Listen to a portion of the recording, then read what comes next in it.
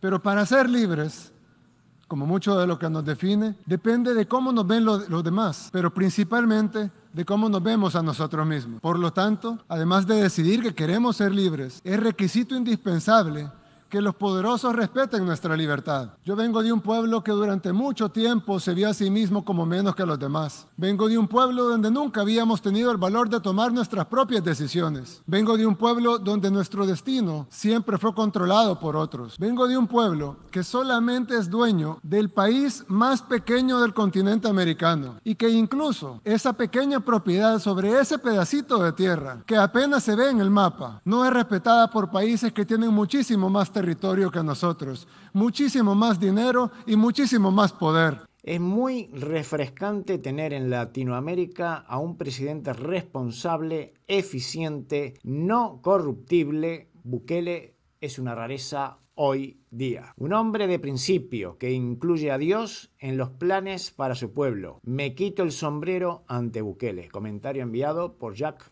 González. A Bukele lo amamos en Argentina.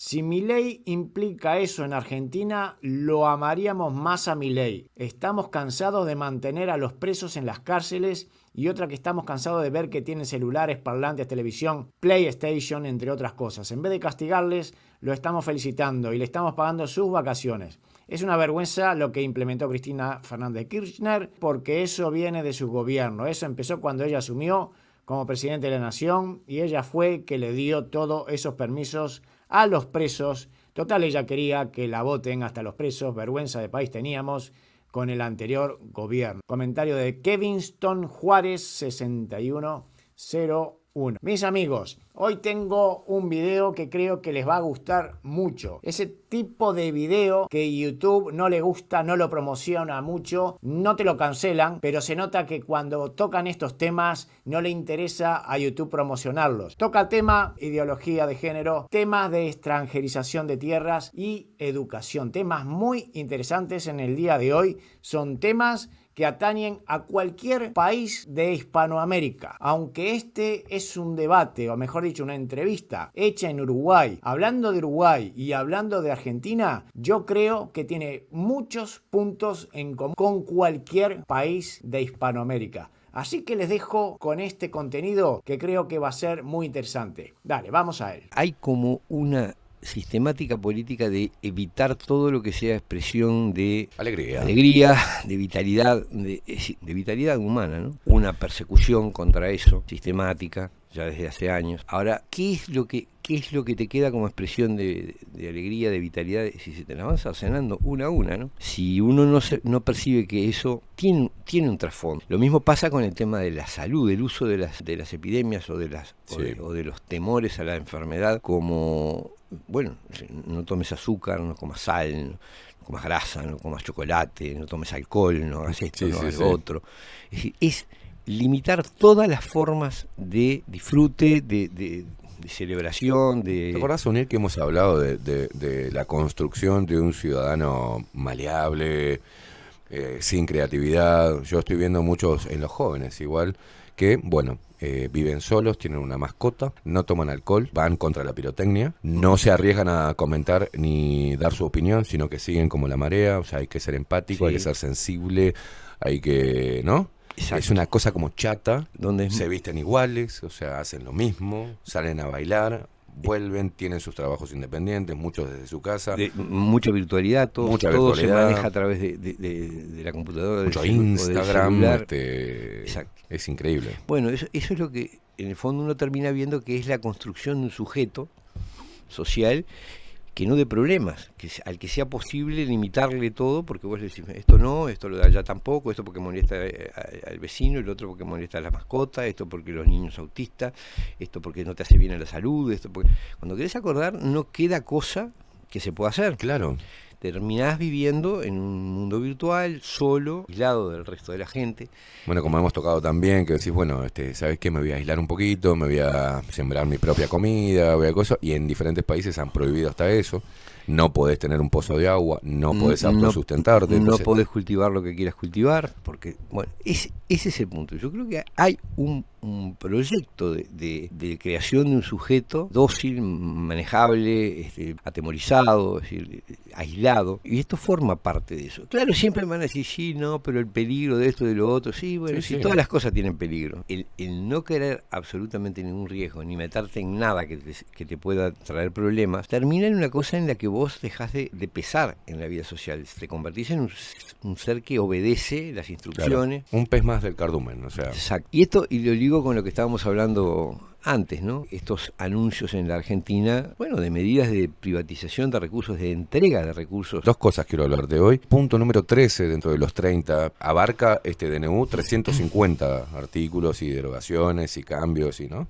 Pero en el número 13, que es ahora el que se está discutiendo, y muchos que votaron a Milei están diciendo, pero en esta no te la llevo, loco, que es la derogación de la ley de tierras para promover las inversiones. Estuvo flamante presidente Javier Milei en Mirta Legrand, emocionados hasta las lágrimas, haciendo una payasada. Pero le dijo, bueno, Elon Musk se comunicó conmigo, hay una importante cantidad de litio.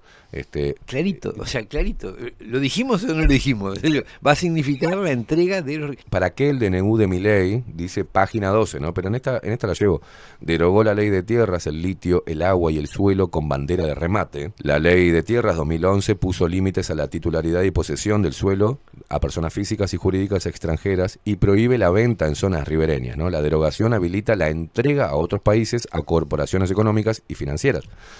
Lo que estaban haciendo acá en nuestro país. Exacto. Es las mismas políticas, solo que si hubiese ganado otro partido lo tenían que hacer disimuladamente.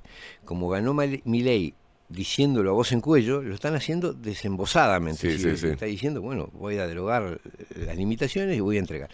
Y estamos viendo cómo, en el fondo, lo que está detrás de este personaje es intereses transnacionales que quieren apoderarse de recursos vitales de la Argentina. Te llevo a nuestro país con el dato, por eso está bien lo que decís, que no importa el partido político, esto es una ley mundial, porque dice, la mayor extranjerización de tierras en la historia del país, estamos hablando de acá, de Uruguay, de 8.6 millones de hectáreas vendidas entre el 2000 y el 2019 en Uruguay, más de 6 millones fueron vía de la excepción a sociedades anónimas, en su mayoría extranjeras. Exacto. Exacto, es lo mismo acá. El modelo forestal lleva a que la tierra se entregue a empresas extranjeras, a que se liquiden establecimientos familiares que producían básicamente alimentos, ¿no?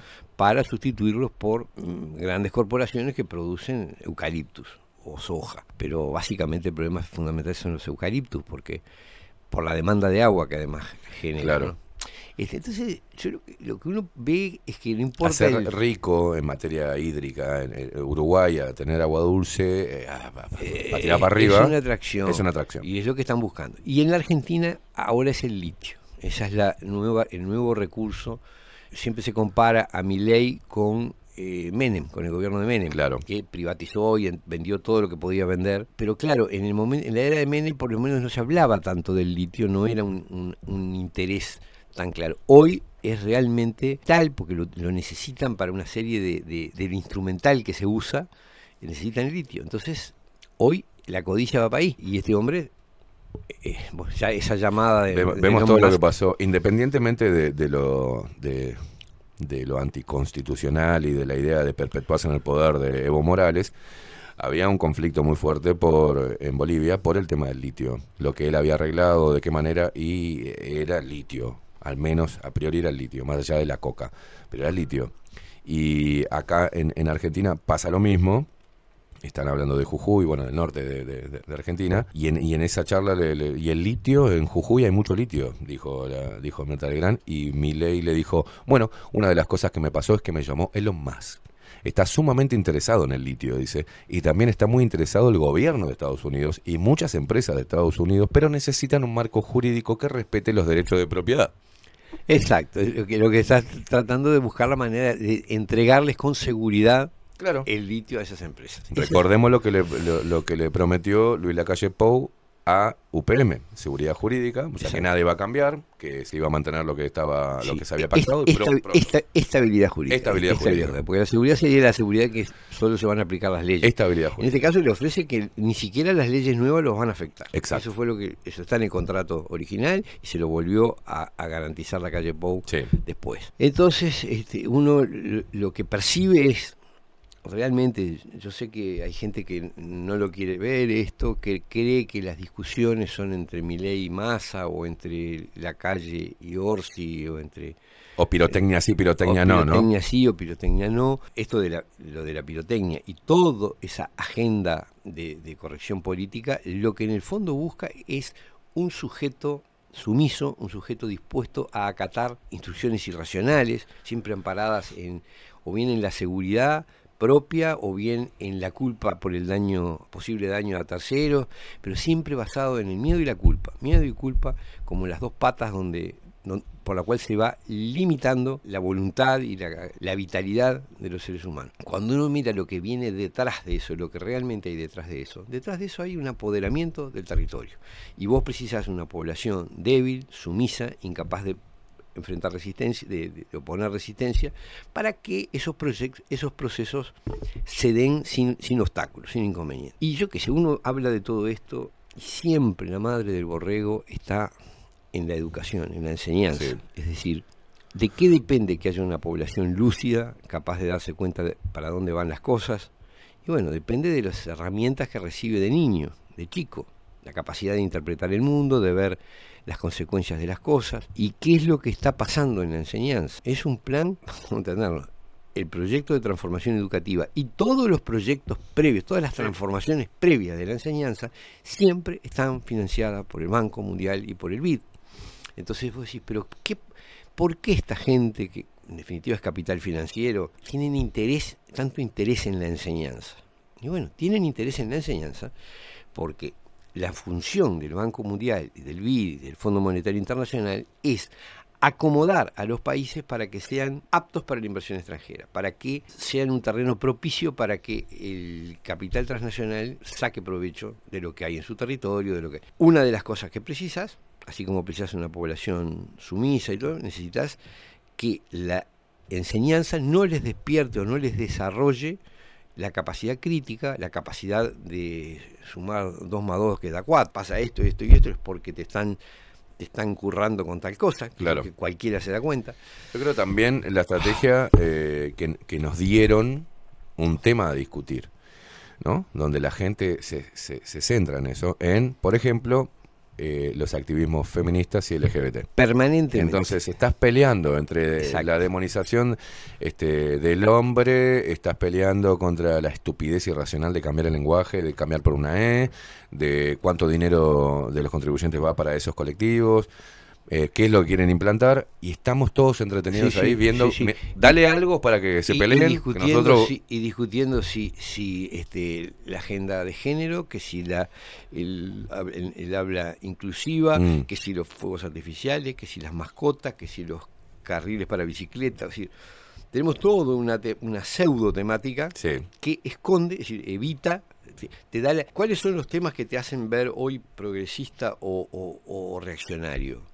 Bueno, si estás por los derechos LGTB, si estás por la cuestión de la actitud de género, si usás el lenguaje inclusivo, si querés que los baños sean mixtos, si te parece bien o mal que las gurisas anden de la mano en pareja, las gurisas y los gurises, y si los varones usan pollera, y si los baños... esos debates, y si la eutanasia, y si acá...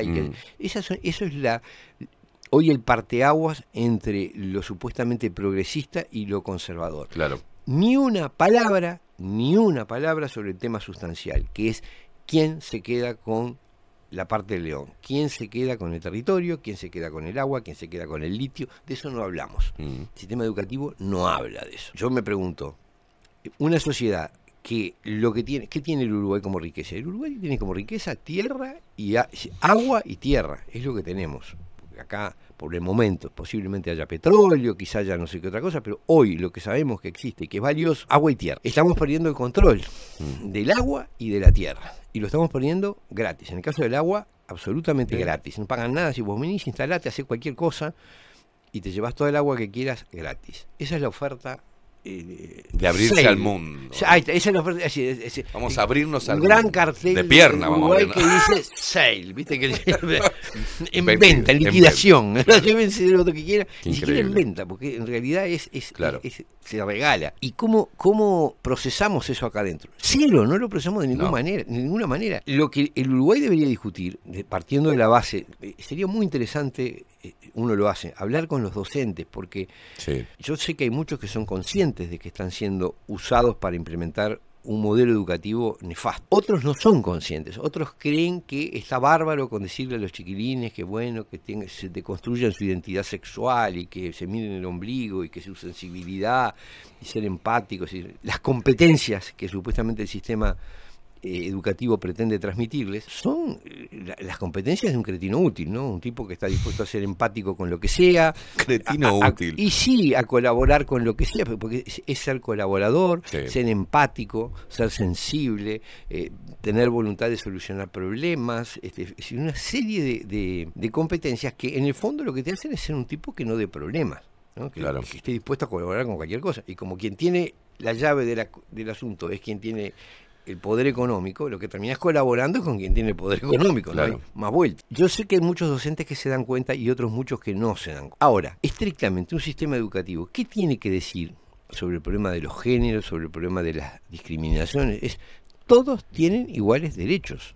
Se terminó, no tenés que deconstruir nada. No tenés que no tenés que tomar partido sobre el sistema educativo, no tiene por qué intervenir en cómo el chiquilín define su identidad sexual o su identidad de género. No es tarea del sistema educativo. Eso es algo que el chiquilín lo desarrollará.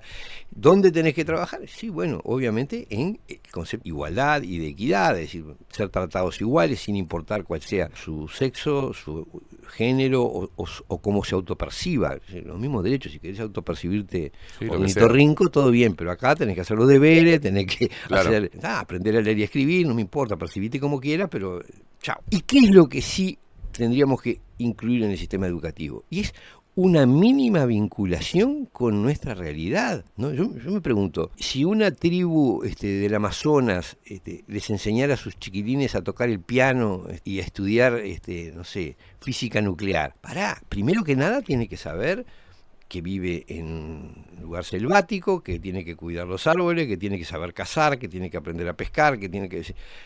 Toda sociedad le transmite a sus gurises aquello que es necesario para vivir y para la reproducción del grupo social.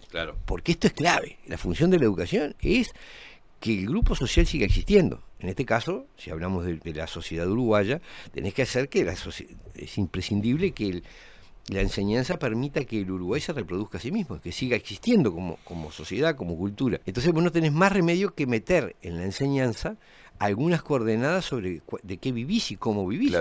Nosotros ya tenemos la locura de que éramos un país ganadero. Nadie en la escuela, por lo menos en Montevideo y en las ciudades, a ningún chiquilín se le enseñaba un pepino sobre ni las ovejas, ni las vacas, ni cómo se crían, ni cómo... No. Éramos una especie de clavel del aire, ¿no? Es decir, vivíamos de una cosa de la que no la queríamos ver. A mí me parece, me parece imprescindible que se aprenda matemática, que se aprenda filosofía, que se aprenda historia, pero tenés que aprender de cómo diablos vivís, porque si no es como el indígena del Amazonas que le está enseñando a tocar Debussy en el piano y no le enseñe que tiene que cazar y que porque no va a poder, y pescar, y que no va a poder vivir, sino nosotros tenemos una sociedad donde nunca nos ocupamos de transmitirle a los chiquilines los conocimientos básicos de nuestro sistema, de nuestra forma de vida. Y ahora la cosa se complica aún más porque los intereses que están detrás de aquello de lo que nosotros vivimos, o sea, de la tierra y del agua, están viniendo salvajemente por esas cosas. Y si vos no sos capaz de darte cuenta de que tu mayor riqueza es el agua y que tenés que administrarla muy bien, si eso no te lo advierten en el sistema educativo, después terminarás cuando seas grande definiendo la política que quieras, pero el tema tiene que existir. No puede ser que sea natural que viene fulano, perfora, se lleva, o agarra, le pone una bomba en el río y se lleva millones de litros por segundo sin que vos eso te afecte para nada. Vos estás preocupadísimo porque en el baño de tu liceo puedan entrar las niñas y los niños. Para eso LGTB. Están creando su ejército. Y yo creo que tiene escupen soldados de esta agenda que es, por ejemplo, la Facultad de Sociología. Ciencias Sociales. Ciencias Sociales. Totalmente de acuerdo. Van a ser parte de un ejército donde escupen educadores sociales, ¿no? Totalmente. Para seguir generando esta estupidez. Y lo peor es que uno no demoniza a los chicos que no se dan cuenta. Ellos creen que están haciendo algo bueno por la sociedad, abonando a todo la agenda de los mismos que se quieren llevar el agua a la tierra. Claro. No sé qué. Es totalmente así. Yo estoy totalmente convencido. Mira, no hace pues mucho. Vos los ves y todos hablan iguales. Es como un ejército defensor de todas estas consignas, como bien decías, diseñadas por los mismos que nos están afanando a mansalva los recursos naturales, la tierra. Exactamente. Mira, hace pocas semanas, compañero nuestro de Uruguay Soberano, que está vinculado a la Facultad de Humanidades, bueno, ahí hay una agrupación que apoya la reforma Uruguay Soberano, que plantea justamente el tema de la soberanía. Bueno, surgió un vínculo para llevar el tema a ciencias sociales. Y la respuesta del gremio de ciencias sociales fue que no. ¿Por qué? Porque asocian a Uruguay Soberano con una postura antifeminista y no sé qué. ¿Vale? Es absolutamente falso. Es decir, qué buen dato el que me estás dando ahora. Sí.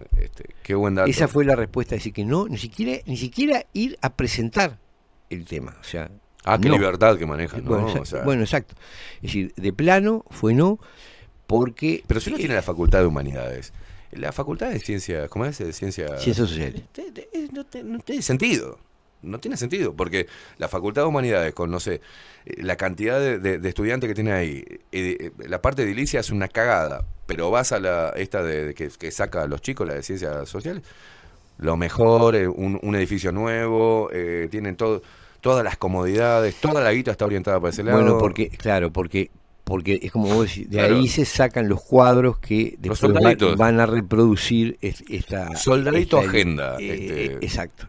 Y vos decís, pero ¿cómo puede ser que una facultad de ciencias sociales se rehúse a considerar una propuesta social? Es decir, ni siquiera podés presentársela. Bueno, no es casual, es un hecho. Es decir, es que es la función que tiene asignada esa facultad no es cuestionar nada del tema socioeconómico en el cual vivimos. Al contrario, es reproducirlo de la peor manera, que es ni siquiera hablar de él. Claro. Es poner la agenda en otro lado. Eso es terrible. Esa es la realidad en la que estamos viviendo, ¿no? Las grandes decisiones que se toman acá, nuestro sistema educativo no las analiza, no las considera. Reitero, no es un problema exclusivamente de ahora, ¿no? Siempre vivimos de espaldas a... Claro. Y esto lo digo porque hay mucha gente, sobre todo en el interior del país, que claro, que percibe, dice, bueno, estos cajetillas Montevideo que no tienen ni idea de cómo se pare un ternero, ni de cómo se ordeña la leche que toman, y creen que la leche viene en bolsas. He escuchado muchas bromas al respecto. Claro, hay muchas bromas de eso. Ahora estamos siendo los idiotas del siglo, ¿no? Sí. Porque te están saqueando, te están sacando el país de abajo de las patas y ni siquiera sos capaz de darte cuenta. ¿Por qué estás apasionado con los derechos LGTB, el cambio climático? No lo puedo comprender, ya no me he cansado. Estoy como agotado de escuchar ese discurso, de ver a las personas con esa parecen amebas, o sea, son seres de luz estúpidos, hablando sobre cosas idiotas, sin sentido, inclusive hasta esquizofrénicas, ¿no? Sí, avalando cosas que son de la disforia de género, los chicos que se hacen mierda la vida, mierda al cuerpo, que le generan problemas psiquiátricos, que se mutilan, se están mutilando menores de edad. Qué bueno, qué empático que sos, ¿no? Se inyectan hormonas, entonces... Y hay un argumento que a mí particularmente a veces me irrita, a veces me hace reír. Vos vas a decir, pero están discutiendo este problema del género o del no sé qué, cuando en realidad hay un problema muchísimo más grave que es... Y entonces dicen, bueno, pero está bien, porque es justo, porque ¿por qué va a haber diferencia? No estoy diciendo que esté mal, estoy diciendo que eso es totalmente secundario frente a otras cosas que están pasando. ¿Tá?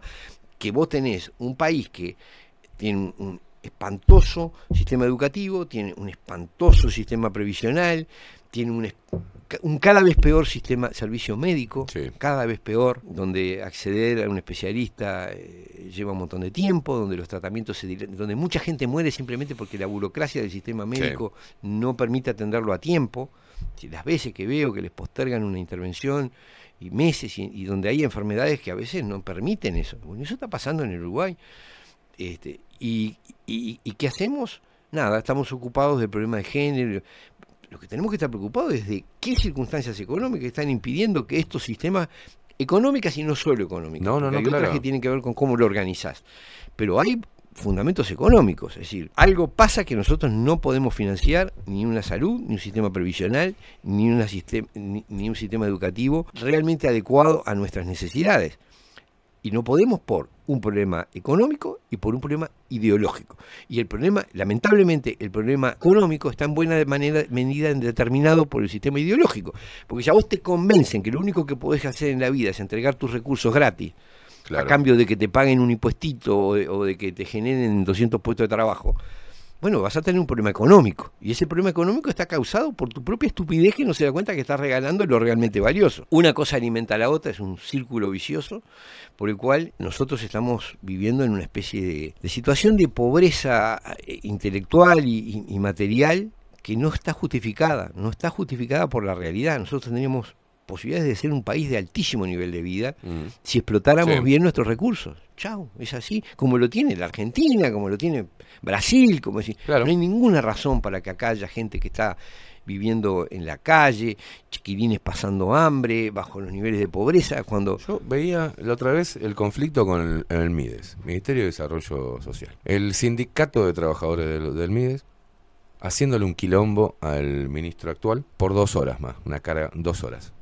Entonces ellos dicen que obviamente si le agregan 2 horas le están recortando el sueldo. Y el ministro dijo, tienen que entender que el empleado público tiene que laburar 8 horas. Pero más allá de esa disputa para la prensa, yo decía, ¿dónde carajo queda la empatía de los trabajadores del MIDE, no? Porque están trabajando ahí para, de alguna forma, solucionar un problema grave. Ellos están quejando por 2 horas, mientras que nosotros mostramos la semana pasada una entrevista que le hice a una pareja que está durmiendo en la calle y que recibe 1.600 pesos del MIDES para comprar el bolsón, tiene un bebé de 10 meses. Ella tiene problemas en la vista, casi no ve. El bebé también tiene ese problema. Y él tiene 24 años con una gamba amputada. O sea, desastre. Y vos estás quejándote por 2 horitas de la carga. ¿Dónde quedó tu empatía por estar ahí y trabajar para los desfavorecidos, digamos? Pero también, yo te voy a decir una cosa. Si la madre. Es que el MIDES es otro símbolo más de decadencia, estupidez colectivizada.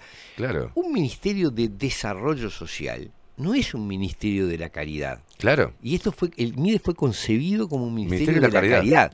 Es para tirarle unas chauchitas a tipos que están mal, para que sigan estando mal, pero no se mueran. Bueno, es decir, lo que haces es perpetuar el desastre. Claro. Desarrollo social quiere decir otra cosa. Quiere decir eliminar, es decir, apuntar a eliminar las razones para que exista. No hacer llevadera la miseria. Claro. Es eliminar la miseria. El desarrollo social debería generar trabajo, enseñanza, es decir, las cosas que hacen que la gente pueda integrarse y vivir no en forma marginal, sino vivir en forma... Bueno, ahora un convenio que hizo el Ministerio de Desarrollo Social con el Ministerio de Vivienda va a otorgar en el año que viene 100 viviendas para esos casos de las familias que están en la calle, juntar 3, 4... Claro, pero en el fondo siempre es lo mismo. Le damos una casa y ¿qué hacemos? ¿Y de qué vive? ¿Y después con qué para la olla? ¿Y con qué mantiene la casa? ¿Y con qué pautas educativas? Porque eso ya se ha probado. Cuando vos llevas a vivir le das un apartamento a una persona que no tiene hábito de vivir en una casa, y lo va a terminar destrozando porque no tiene hábitos de eso, ¿no? Claro. Ya ha pasado. Bueno, yo veo en la calle como la otra vez me quería matar, porque yo voy a ser sincero, les hago la entrevista a los chicos, esta pareja, y después los veo que al otro día están peleando en la calle, él tirado en el piso y ella pegándole patadas y a los gritos, que por no sé por qué una boletera, con el bebé en brazos. Entonces yo decía, claro, lo que pasa es que no saben dirimir un problema, un conflicto. Claro. Han crecido en lugares de violencia, entonces reproducen y tratan de solucionar un problema a través de la violencia. Claro. No es que sean malas personas, es que no tiene las herramientas para... y ahí está el problema educativo. ¿Qué nivel de enseñanza tienen esas personas? Y esto es lo que a mí me termina indignando. Es decir, primero tenemos un nivel de deserción escolar altísimo, de encubierto, disimulado, tapado. Acá se ha llegado a discutir si tenían que cobrar o no la asignación familiar, fueran o no fueran a la escuela. Y ahora esto sigue pasando, porque no es que ahora todos los niños van a la escuela primaria, muchos gurises no van. Sencillamente, y nadie se preocupa de eso. Ahora, ¿en qué termina eso? Y bueno, termina en que vas a aumentar los niveles de delincuencia y los niveles de marginalidad, inevitablemente. Nadie se preocupa de ese tema. Lo que sí es importante es que los que van a la escuela sepan que su identidad de género es algo que se puede elegir, sexo en definitiva es algo que se puede elegir, porque puedes hacerte una operación. Se me hiciste acordar eso que decías de la delincuencia, porque tengo un conocido que estuvo en Cana, y él me dice, Esteban, la cantidad de hombres que estaban ahí, que no sabían ni leer ni escribir. Claro. Hombres de 40 años, hombres de 35 años, no sabían leer y escribir. Y ojo, mirá que nuestra población carcelaria debe tener un promedio de edad de 20 años, 21 años, ¿no? Increíble. Son muy jóvenes. Entonces él decía, loco, ¿cómo mierda hicieron para vivir hasta ahora? Sin leer y escribir, algo básico. Por eso están presos, porque no tienen otra herramienta para ganarse la vida. Esto es una realidad. Entonces cuando se dice, porque tenemos... Cuando tenés un problema de delincuencia, no es que tengas que contratar más policía. Nosotros tenemos más policía por habitante que cualquier país del mundo. Es decir, el problema no es la cantidad de policía. Tenemos más políticos y más policía que personas.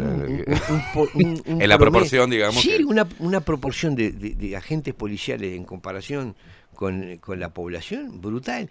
No es un problema de policía, es el problema de que vos tenés una usina permanente de reproducción del delito, porque en la medida que tenés gurises analfabetos, ¿de qué van a vivir? Y solo pueden vivir o de vender droga, o de robar, o de prostituirse. Y alguno que decía, voy a trabajar en la construcción, algunos voy a descargar camiones. Sí, pero también llega un punto en que es decir, hay cierto grado de educación, que es lo que te permite, porque si vos no tenés el hábito de poder levantarte y llegar en hora, porque eso también es parte. Sí, claro. Si vos no ibas a la escuela porque te quedabas durmiendo hasta el mediodía y nadie te decía, levantate porque tenés que ir a la escuela. Claro. Después no te vas a levantar para ir a la obra a las 7 de la mañana. Bueno, coincidís conmigo en esto de fomentar la cultura del esfuerzo, del trabajo, de la obligación, de que nada es fácil, de que no se pueden quedar llorando adentro de la casa esperando que venga el Estado que les dé, sino que tienen que salir, tienen que instruirse, el sistema educativo no es gratuito. La pagamos entre todos, ¿no? Pero no es gratuito. Le niegan a algún pobre no estudiar, le dicen, vos sos pobre, vos no estudiás. Todos pueden ir a la escuela. Entonces todos pueden ir a la escuela. Tienen que ir. Y que la escuela no es solo un derecho, es una obligación también. Lo que pasa que es responsabilidad de los padres, no del Estado. O sea, esto es muy difícil, entrarle, calar hondo y... Sí, lo que el Estado tiene en Uruguay, las herramientas para presionar a los padres, porque los padres están infringiendo un deber si no hacen que el chiquilín reciba enseñanza. Es decir, si vos lo dejás analfabeto, estás incumpliendo tus deberes como padre. Entonces, sí, el Estado tendría que intervenir. Pero estamos en una lógica perversa que está en los padres y está en el Estado, que es de que, no importa. Toma la tarjeta, toma la tarjeta y va a comer igual, entonces no importa si va a la escuela o no va a la escuela, y le doy la asignación familiar porque así pucherean y no sé cuánto. Son utilizados, lamentablemente son utilizados. Pero vos fíjate que desaparecieron las ollas populares, empezaron con las ollas populares, ¿te acordás? Por todos lados, o sea, ¿y ahora qué pasó? No se cubren más las ollas populares, desaparecieron, ahora estamos bien entonces. Sí, hay algunas ollas que siguen funcionando. Pero estamos bien. Pero entonces, lo que pasa es que eso no puede ser, es decir, no es la forma en que la gente tenga que vivir comiendo en ollas populares, la lógica. ¿Y por qué insisto en que la enseñanza me parece un tema capital? Porque de alguna manera, en otros tiempos, el trabajo era un gran integrador social. Vos trabajabas en la construcción, en una fábrica, en un comercio, en el supermercado, en las micros, y esos trabajos van desapareciendo. Hoy no hay fábricas, el personal que atiende en muchos establecimientos, es decir, los trabajos de porteros, de cajeros, están siendo sustituidos por máquinas. Cada vez es menos factible que la gente se eduque a través de la obligación laboral, que antes era un factor... Malo bien, lo obligaba a llegar en hora, lo obligaba a vestirse de forma con cierta presentabilidad porque el sistema se lo exigía, aprender a hablar, porque si tenías que tratar con gente no podías decir cualquier cosa, ni reaccionar a las trompadas. Entonces, de alguna manera el trabajo era un sistema, una forma, y lo es todavía para quien lo tiene, es una forma de educación y de integración social y de aprendizaje de ciertos códigos, de ciertas reglas. Cuando vos te criás en un ambiente donde ni tus padres ni tus hermanos trabajan, ni a vos nadie te va a exigir, vos, cada cual hace lo que se le canta. Se reproduce salvo excepciones. La excepción es aquel que no reproduce, sigue ese patrón de conducta. Entonces, ante la disminución de las posibilidades laborales, cada vez la educación toma una función más importante, porque es prácticamente la única forma de transmitir ciertas reglas de convivencia que son esenciales. Es decir, si el tipo no va a encontrar trabajo, bueno, lo que necesitas es que por lo menos aprenda cómo convivir en un sistema educativo. Y nosotros tenemos un sistema educativo que no está transmitiendo eso, está transmitiendo problemas absolutamente... Onir, está comprobado que el niño, por ejemplo, aprende mucho mejor en un aula, que la parte edilicia sea una contención, esté en buenas condiciones. Yo he visto escuelas que están de forma deplorables, o sea, algunas con unos contenedores que los pibes se cagan de calor ahí adentro, mugre afuera, desorden, quilombo, y yo digo, se van millones y millones y millones de dólares del Estado, de los ministerios, de los gobiernos departamentales en propaganda. Y entonces vos decís, no, pues tenemos 5 millones allá, un canal, el otro allá, la intendencia no sé cuánto, el Ministerio de Turismo le paga a los medios de comunicación, las empresas del Estado poniendo guita, digamos, las empresas nacionales poniendo guita en publicidad, haciendo mega shows, mega eventos para no sé qué carajo, millones de dólares, mientras que este tema sigue así. Hay escuelas que están deplorables. Sí. El sistema es deplorable. Hay como una desestimulación a los educadores, sin duda, a los maestros. Las cosas materiales son fundamentales. Ahora también es qué querés transmitir con el sistema educativo. Y sí me parece que es un problema hay que hablar, vital. ¿no? Porque... Pero a lo que voy, Onir, que eso que decís vos, desde la educación para aprender a discernir o para poder ver, por ejemplo, este tipo de contradicciones, porque es una contradicción enorme. Gastamos millones de dólares en propaganda para decir que van a arreglar algo que con esos millones de dólares en propaganda se podría solucionar de alguna manera o mitigar, creando fuentes de trabajo, creando comunidades, no sé, digo, me parece muy utópico, no, pero una persona que aprende a discernir entiende fácilmente eso, no se deja acarrear por el discurso berreta, digamos. Es verdad, es verdad. Ahora, y es lo que no quiere el sistema, no conviene. Vuelvo con que algo que creo que deberíamos, y esto sé, es lo último que voy a decir en el año, así que me parece que necesitamos que nosotros sería nuestro deber como adultos que el sistema de enseñanza les transmita a los chiquilines un conocimiento que les sea útil, que sea capaz de instalarlos en la realidad en la que viven y que no los saque a una realidad paralela, debates ficticios. El principal problema es de qué vivimos como sociedad, qué está pasando con nuestra riqueza como sociedad. Eso es un tema esencial. Vuelvo, vos no podés tener un chiquilín que vive en la selva aprendiendo a tocar el piano. Todas las leyes tienen que estar dirigidas a proteger eso, ¿no? Esa es la riqueza nacional. Por un lado la legislación, pero el sistema educativo tendría que absorber, es decir, transmitir ese problema, que es lo esencial de la sociedad en que vivimos. De ahí sale la gente que se supone que va a generar los materiales y los conocimientos para que la sociedad después los transmita a sus... Y si los tipos empiezan por decir, no, esto no lo veo porque esto es machista, esto no porque hiere mi sensibilidad, esto no porque no tiene una banderita multicolor, porque no tiene tal o cual... Bueno, sencillamente lo que tenés es una manga de viciados mentales dirigiendo el pensamiento de la sociedad. Muy bien, mis amigos, si quieren ver la entrevista completa pueden entrar al canal de YouTube de Bajo la Lupa Contenidos para verla completamente y otros videos que van subiendo en ese canal. Espero que les haya gustado esta entrevista y si fue así, te doy las gracias por tu like y tu suscripción que es gratuita. Nos vemos en la próxima. Chao.